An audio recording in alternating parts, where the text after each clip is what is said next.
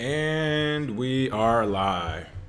Good morning, crypto warriors, and welcome back to the Gentlemen of Crypto, episode 342. Today is Tuesday, February 12th, and I'm King. And I'm Bitcoin Zay, and we are here to bridge the gap between cryptocurrency and the community Monday through Friday at 10-ish. At 10-ish. Today is a 10-ish day. And we have a lot of good news coming for you today. First, we're going to talk about the two U.S. pensions that have started to fund a quote-unquote blockchain fund. We'll also be going over Oracle's first dozen cloud blockchain applications. Binance's CEO, CZ, is back in the news with plans to release his decentralized exchange sooner rather than later. Venezuela is back in the news as President Maduro imposes fees and limits on local crypto remittances. And Jack Dorsey says Cash App support for the Lightning Network is a question of when, not if. But before we begin, who is the cryptic coin winner from yesterday? Oh, yeah. So our cryptic coin winner from yesterday is Leroy Forbes. Shout out to him. And his answer to our question about a micro loan lending platform, what would you like to see? He actually wanted something sort of like a social score for lenders as well as borrowers, so people can see exactly whose business is doing well and who's loaning out the most money. So shout out to Leroy Forbes. You'll be receiving that cryptic coin end of the week. Thank you, brother. Thank you, Leroy. And boom, I was just about to say, as we wait for a few more people to roll in, we know it's a delay in the notifications. We saw it yesterday. So we're working on different ways to get around that. But what's going on, GOD TV? Yeah, hopefully the shadow ban's not too bad. All right, top article of the day as we wait though. Two U.S. pensions lead $40 million funding round in Morgan's Creek new blockchain fund. Oh yeah. Wow, this is happening sooner rather than later. Now you remember, $40 million going to a blockchain fund literally a year after the government has told you cannot invest in Bitcoin. But United States digital asset firm Morgan Creek Digital has secured $40 million in funding from investors that include two major pension funds. Actually, Bloomberg reported that this morning, citing a statement from the company. Morgan Creek Digital launched its digital asset index fund in August of last year, sealed the funding from 2 of 3 benefit plans from the Fairfax County retirement systems, and now they are rolling. What information do we have about some of the people who invested, or I guess the pensions that invested? Oh yeah, so the $40 million fund was actually originally they wanted to get $25 million. They actually exceeded that, got $40 million.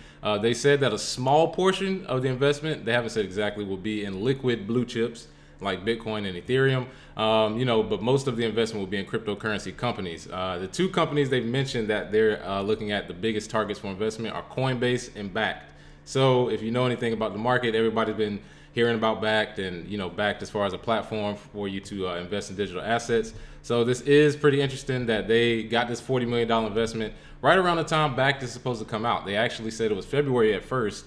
I think it may be pushed back to March, but it looks pretty good for Bakkt right now if they're going to get that investment from Morgan Creek, who manages close to $1 trillion or close to $1 billion in assets for the pensions of police and other public workers. So this is pretty big news. It's not going to be totally in Bitcoin, so the news didn't push the price, but in companies they are looking at it. So the talk around this industry has definitely changed, because it used to be can't buy it at all, and now it's $40 million investment from a Fairfax police pension fund. Right, wow. It's the Fairfax County retirement systems. They have 3 different plans, it looks like, and they're going to invest 2 of them.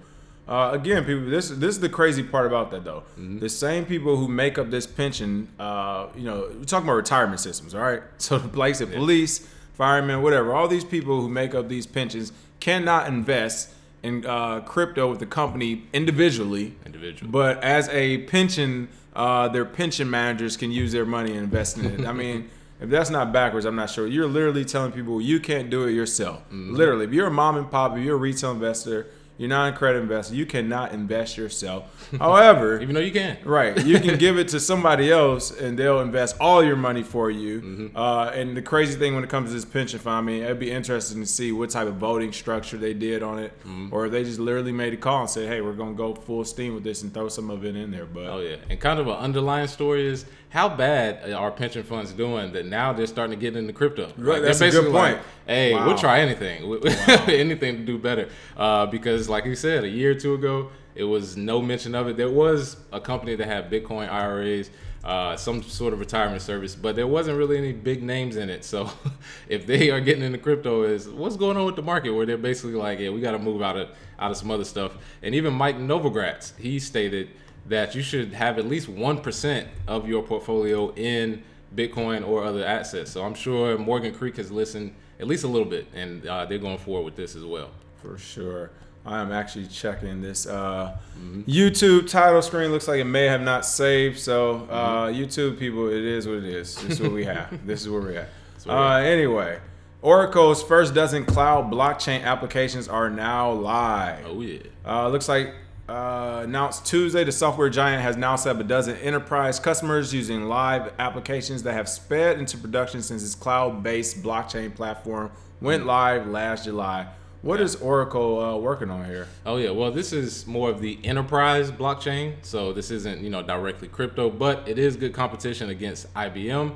And what they're basically doing here is they are putting out enterprise products from a lot of different companies around the world. For example, like Arab Jordan Investment Bank, Certified Origins, Neurosoft, Nigeria Customs, SDK Finance, HealthSync, all from all around the world. So these enterprise blockchains that they're introducing with Oracle is basically a solution to build a blockchain or a dApp or decentralized app for people to use on their server. So it's not very, very decentralized, but you will have people that have it on different servers around the world. So it's enterprise. They're trying to make money off of it, but it is sort of the future of business, because I think most businesses are moving towards a blockchain-based system. So this is pretty good to see from Oracle, and they have raised a good amount of money as well. So good to see they got some people actually using their cloud, because it could be a platform that isn't used, but definitely use case now with these companies coming on board. So shout out to Oracle. Right, and this is something we're gonna start seeing a lot more of again. The way these regulations are designed, they're designed so that the bigger companies have time to play and experiment first before the smaller companies come along. So when you talk about enterprise systems, I mean, that's where you get these multi-billion-dollar contracts from. You're not going to get that from your mom and pop retailers or the ETFs anytime soon. So the other major players for these companies to say, hey, let's just create blockchain-based things only for companies, only for organizations and institutions. And that's what Oracle looks like they're doing. I mean, they're in that direction right there. Oh, yeah. Yeah, and I mean, like we said, we got big companies doing it. So if anybody's going to get into it, it's definitely going to be Oracle. They've been around a while, long time. And give some quick shout-outs. What's going on GOD TV, Shannon Allen, Tony Nolly, D. Chiron, Sergeant Crypto, Donna Muhammad, everybody. What's going on? What's going on? Tessa Hall, Leroy Forbes. All right, next story up. Binance's CEO, I'm trying to actually work on this new title since it didn't save you, but Binance CEO reveals testnet release date for decentralized exchange. Oh yeah, shout out. There we go. Go ahead, CZ is back on it. He's about to give his own competition to himself. What is he working on now? Oh well, he saw the future like we did. We predicted that most centralized exchanges will either move to a decentralized exchange or they will basically let the decentralized exchange market take over. He tweeted that the firm is targeting a date of February 20th, which is about 8 days from now. And the public testnet is already out. It's already been being used. And he had an AMA last week providing details about the DEX. Basically his details were, it works very similar to Bitcoin. Most transactions are transparent, so there's no hidden or private transactions. So you know what you're getting dealing with Binance DEX. If you want to list your token on this DEX, however, you better have 100K waiting, because he said he wanted to make this a high entry hurdle, so there was reduce the number of spam or scam projects. So on that end, I do agree with him. If you want, real projects who plan to stay around for a while, why not put a 100K ticker on it? It was $1 million, I believe, at one point. No, I was gonna say I don't. I think he kind of lowered it for this DEX. So 100,000 isn't much for these ICOs that raised 10 million, 20 million, in 2017. Hopefully they have some left. But this is good to see from Binance. CZ keeps moving. Shout out to him. It's I almost disagree, because at this time with all these the sophistication and the scams, I mean, people are coming in with, the criminals are coming into the game with money to spare. So what's the one was it Paragon or something? Who was the one who had the? I was gonna say they got the money, right? But if they want to stick around, there's no point in get a listing fee and nobody use it. That's true too. That's what I'm saying. Okay. If you get caught out as a scam coin, you just paid $100K and it's dead. That's so true too. Hopefully it keeps a couple of them out, but right. it's still scammers at the highest levels. It'll definitely weed. Yeah, it'll definitely weed out some of the ones. But see, on the flip side, my only thing is what happens if it's that grassroots project that actually built something really good, and it's like, you guys are too poor to come play. But hopefully they can get 100K. But it's for the decentralized exchange too. So like you said, I mean that is the good thing about it, because you're right. If we didn't have that, then literally it would probably be like 3,000 coins on there by the week's end. Oh yeah. But that's pretty interesting. I was gonna say it's gonna be a flood of some coins from Cryptopia that come in there too. Oh yeah, I know. It's like, yeah, let's try and get on something.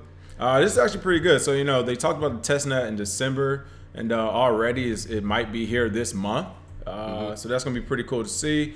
And, of course, I think, if it works, I mean, this may be the end of some of the centralized exchange platforms as we know it, at least in the long term. Because the only thing in the short term I want to see is, will he have the onboarding, offboarding of fiat currency, which I don't think is it really possible to do with the DEX right now? It's possible, because I've used BISC network before. I was about to say, who's going to be the workaround? Exactly, but the USD. Well, to transfer money, you got to go through this system that is ridiculous. So if you want to use fiat, it will be pretty tough. But if you have an in-app decentralized exchange with fiat onboarding, that's going to be the killer app, so to say. I think Bakkt is going to be the first one to be allowed to do it, but Binance is getting closer and closer. If they can onboard fiat and then you can use their DEX, maybe you can cross that border, but we'll see. We have to play around with it. Yeah, and definitely, like Shannon Allen said, Simplex, credit cards, maybe. We'll see. G. Graham, hello from Shasta, California. We love your show up here. Thank you for the support. You have to let us know where Shasta is at. Gotta check that out. Shasta. I like that name, though. All right. Venezuela, back in the news, like we said, Venezuela imposes fees and limits on local crypto remittances. The Venezuela government has introduced regulations for crypto remittances within the country, according to a decree published on February 7th in the country's official media outlet, Gaceta Official. I love how some of these news outlets will sit on these stories, because we need these news stories some days when it's slow. But according to the document, the National Superintendency of Crypto Assets and Related Activities, the Sonacrypt. Wow, it's ganging out there. Will now be responsible for taxation related to the sending and receiving of cryptocurrencies. The new legislation will reportedly be applied both to individuals and legal entities. I mean, people, literally, I have never seen this name before. The National Superintendency of Crypto Assets and Related Activities. This literally popped up, I'm sure, within the last year or so within Venezuela. But it looks like, according to new requirements, the state has set out monthly limits and commissions payable to Sonacrypt on cryptocurrency remittances. Wow. How much are they paying these folks? Oh, yeah. Well, if the first limit is about $600, which is 10 petro. But if you want to increase to the final limit, the most you can spend or send is $3,000. That's the most they're allowing you to send. And even that will require more approval from Sonacrypt, which is an amazing name. I don't know how they came up with that. But the document does not explain how the government is going to control services to transact in decentralized cryptocurrencies, such as Bitcoin. So that is the good thing about what we speak about, is that they can't tell people you have a limit on how much Bitcoin you can send. If I can type it into the field, I can send it. However, for their petro cryptocurrency, yes, you can impose these limits. And this is an example of what happens when you have a state-backed digital currency. That means that you have to follow state rules. It's the state supply, it's the state taxes. So there really is no reason for the cryptocurrency part. We can just keep using the digital currency part. But Venezuela is trying to pull themselves out of a hyper-inflated economic system, and also a possible coup going on right now. So there's a lot of things that they have to pull themselves out of, and I'm sure they're trying to get all the money they can from their citizens and businesses. And again, as we're going to check this out, according to the price information on Crypto Compare, it looks like the sum and petro is equal to about $600 right now. So it's not a lot.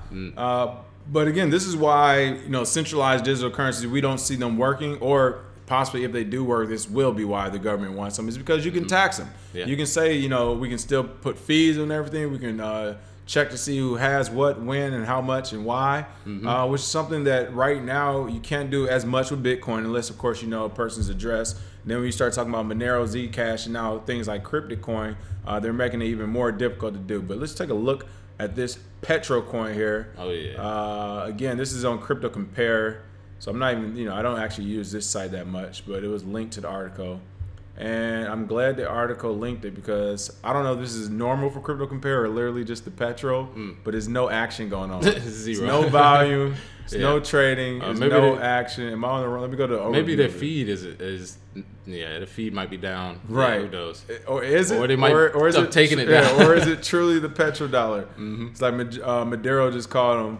Okay, here we go. It does have some information on it, and yeah, it looks like a lot of this information is not available. Yeah, they raised $735 million USD. Yeah, right. No, they took $735 million. Right. But yeah, Jizzy Mackey, right? If they can't get that gold, they told Maduro, what you think you're doing? The UK gold system was like, nah, you're not getting that back, brother. So I don't know what they're gonna do if this petrodollar doesn't work out. But good use case. We said as an example, so people can see. I think this was the example they wanted to use to see if it works. Cool. If it doesn't, scrap it. We're not gonna do it. So. All right. And last but certainly not least, Jack Dorsey is back in the news. Jack Dorsey says Cash App for support for Lightning Network is a question of when and not if. Oh yeah, we can give him a quick hand clap. There we go. Shout out to Jack Dorsey, man. Keep it rolling. Twitter co-founder CEO Jack Dorsey. I think he's been in the news twice this week. If not, well, we had him last week and then this week for the Lightning Torch. He was a part of. Also, the founder of CEO, a United States-based Bitcoin supporting payment service Square, said that rolling out the Lightning Network on Square's Cash App is a question of when, not if. Dorsey made his remarks during an interview alongside Elizabeth Stark, co-founder of Lightning Labs, on the Stephen Livera podcast February 11th. So that's pretty cool to see that. Oh, yeah. Yeah, and the Lightning Network is more famous for its tipping feature, where you can make small micro payments instantly for basically zero fees. And one of the developers, Sergio Abril, actually created a micro payments browser extension called Lightning Tipping. And Elizabeth Stark, who was the person Jack actually sent the Lightning Torch to, talked about this in her app, and this sort of sparked him to say, oh yeah, we're definitely going to include something like this in Cash App, because right now the Bitcoin payments going through there, they're pretty quick, but if you implement Lightning, you can have less fees, meaning more money for them, as well as, you know, Lightning Labs making more money, which he invested in. So those are two big reasons why I would see he want to use the Lightning Network. So shout out to Jack Dorsey, moving to the future while some people are just now getting into Bitcoin. So there we go. Tonio said when a big wallet gets Lightning, they'll take a big step ahead. Yeah, of course. Again, I see something like Lightning. That's something Coinbase is going to try to corner that as well. They're definitely going to try to get their hands on that to say, hey, you can use this network as long as you use it through our network. Yeah. So we'll see how that works. And I wonder if they'll roll it out like SegWit, how SegWit was running just fine, and then they said, oh yeah, we'll have it. It was like 6 months later. It was like, yeah, we'll have SegWit addresses soon when we're ready. When we're ready, yeah. So it's always something with the centralized exchanges, but builders build. So shout out to Jack, man. There we go. And for the free Cryptocoin today, what are we doing? Oh yeah, so for our free Cryptocoin, we discussed the pension funds investing in Morgan Creek. Do you think more pension funds will do this? Do you think they should? Do you think they should have more exposure to Bitcoin or blockchain companies? Let us know. Put your Cryptocoin address, and we'll send those free coins to you on Friday. There we go. And you know, shout out to Jizzy Mac. I saw Jizzy Mac in Tone Bays' live stream earlier. Oh yeah. I was checking out a couple of different live streams that I saw pop up on the list. I saw lots of charts and graphs in the thumbnails.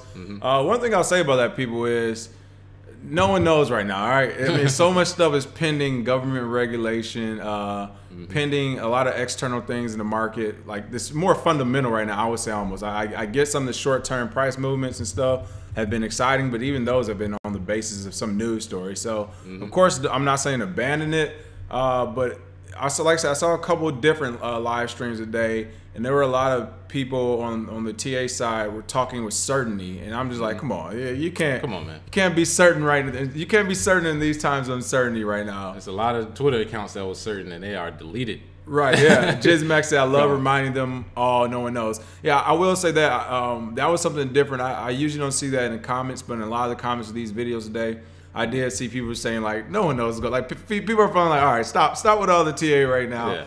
But you know, if a person is doing charts and stuff, make sure you just, you take in consideration what's going on the fundamental side as well, because right now it's like there's all it takes right now is for President Trump to come out and say one thing that could turn this market either upside down or give it the acceleration it needs to grow. So at this point, I mean, literally, as Bitcoin's A says, the black swan events are the ones that are kind of really steering the market. So keep that in mind, folks, when you're looking at all these chartists out there. Oh, yeah. Especially ones who are speaking with so much certainty. So. Oh, yeah. That's why you focus on fundamentals, people. There it is. Other than that, have a happy Tuesday, and we will check you all out tomorrow. Cheers. Cheers.